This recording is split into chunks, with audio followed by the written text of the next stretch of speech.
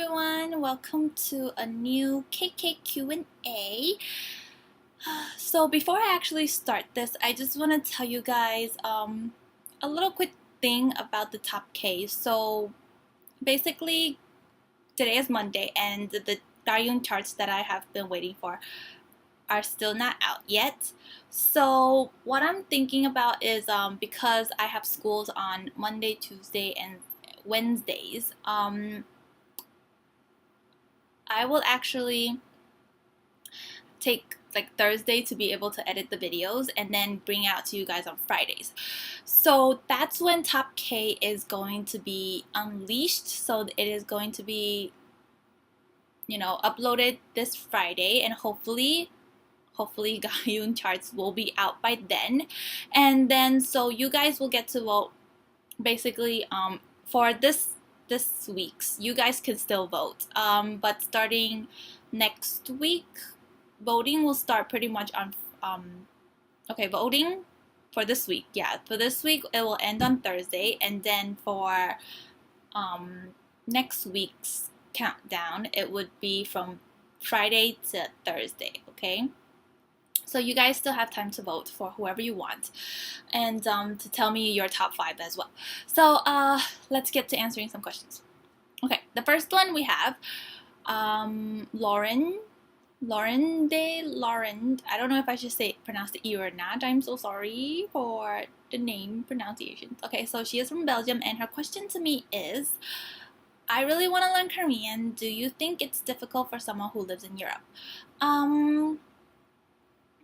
It might be just compared to other countries, like especially compared to like the US, I would have to say. I would say it would be a bit difficult because there's not a lot of Koreans there in Europe, and also they don't have a lot of people who offer like Korean classes, so it would be really hard. Most likely you would have to learn it yourself, but the thing about it is it's not like impossible. It just takes you most likely longer to learn compared to like other people who has taken classes or who has friends who speak Korean. So it just takes time. Like I said, it will take a bit longer than usual, but it's not impossible. So basically what I will do, I will post down the textbooks that I got, that I used in my college classes, so it really helps. It's a great textbook for you to learn, and they have a website as well, so I will link everything below in the description for you. And also if you don't have like any Korean friends to actually be there to help you, there's always Pen Pal, and I will link down also another website for you to go on where you can actually meet people in Korea and do like a language exchange. So it'll be really helpful, because one of the things about learning Korean is, or any language, is to be able to speak it, and if you are speaking it and have other people there to actually help you along the way, it'll be actually faster for you. So yeah, I mean, it could be difficult, but it's not impossible, and I would definitely recommend you to give it a try, because it's always great to learn a new language. And yeah, let's work together really hard to improve our Korean and do our best. So fighting! Next question we have is from Hanane or Anane. I don't know if I should pronounce the H or not, but she is from Morocco, and her question to me is, what do you think of this sexy concept of girl groups tried? I'm not against it, but I just feel that companies should really know that being sexy isn't the only way to actually capture fans' attention or capture other people's attention and to get to the top. For example, A-Pink isn't sexy. Like they don't have the sexy concept, but they are still slowly getting there to the top. They are pretty much, I would say, close to being one of the top groups. So I don't really feel that the companies needs to put girl groups, push them to doing these sexy concepts, because in the end, I think even though the sexy concept do get people's attention because it's sexy, but there are other things that you could do to gain popularity. I mean, not everyone, like for the ones who are really on the top right now, aren't even going with like the sexy concept. I mean, look at Girls' Generation, look at FX, look at 21. I mean, 21, for example, one of the top groups in the K-pop industry. They're not doing like the sexy concept. They have their own little style. They have like these funky clothes, and that's what sets them different from every other group. And then you have Girls' Generation, who I would say wouldn't really go with like sexy. They're more like ladylike kind of concept. So that is also good as well. And then you have FX, who also has their own little style, and even with their concept this time is also not really sexy. I mean, they're doing like kind of school uniform. The skirt is a bit short, but other than that, it's not like sexy. So I feel it's not necessary for girl groups to have the sexy concept, but if that's what the company feels will get attention and help them actually gain more popularity, then I'm not opposed to it, just as long as it's not like overtly sexy, like too much. So I'm okay. There's like a limit to the sexiness. Don't go over that. If it's over that, it's just like too much for me. Okay, next question is from Samantha. She's from Canada, and her question to me is, what is your favorite song from EXO?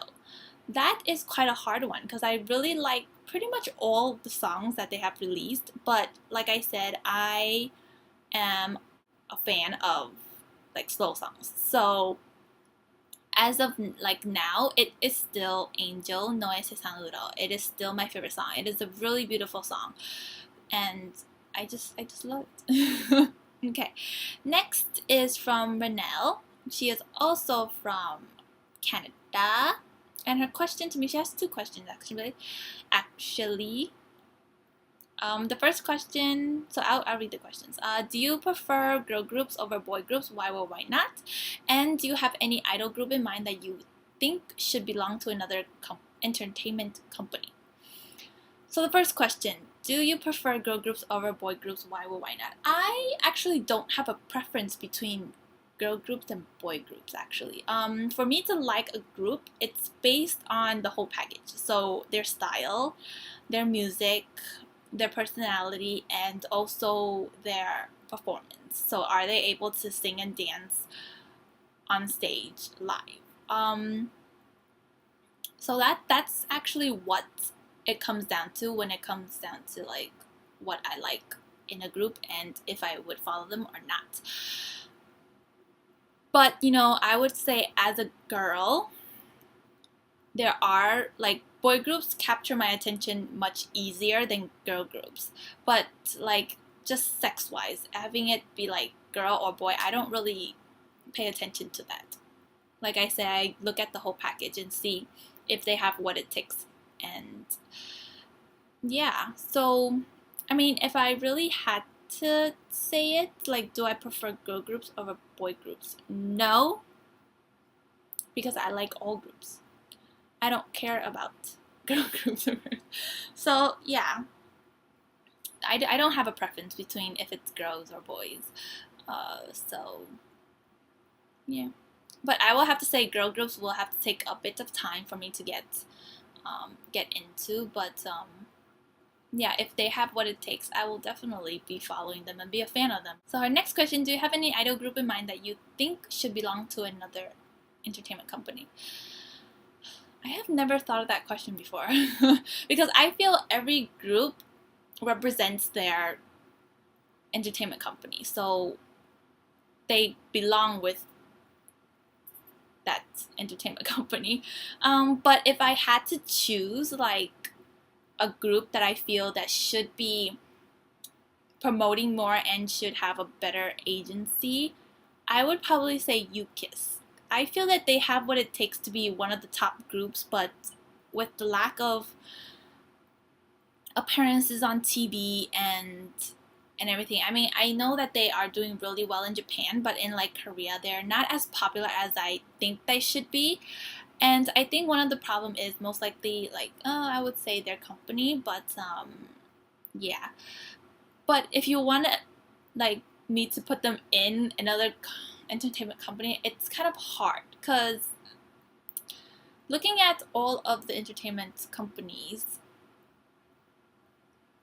I mean I would love to actually put them in SM, but the thing is I don't feel that they kind of fit in with SM, and they're not as crazy as YG.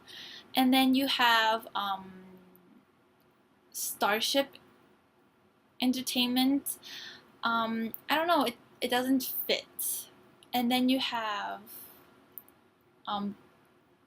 Kara's company, DSP Media. I don't know, it's just I feel like they don't fit either. But if I really had to choose, I think I will probably choose Woodling Entertainment, I guess, because they treat their artists really well, and they know how to take care of their artists and know how to kind of promote their artists as well. So I would actually probably give U-Kiss a try and put them in Woodland Entertainment. So yeah, that is what I think. Next and last question is from Julie. She is from the US. She is from Worcester.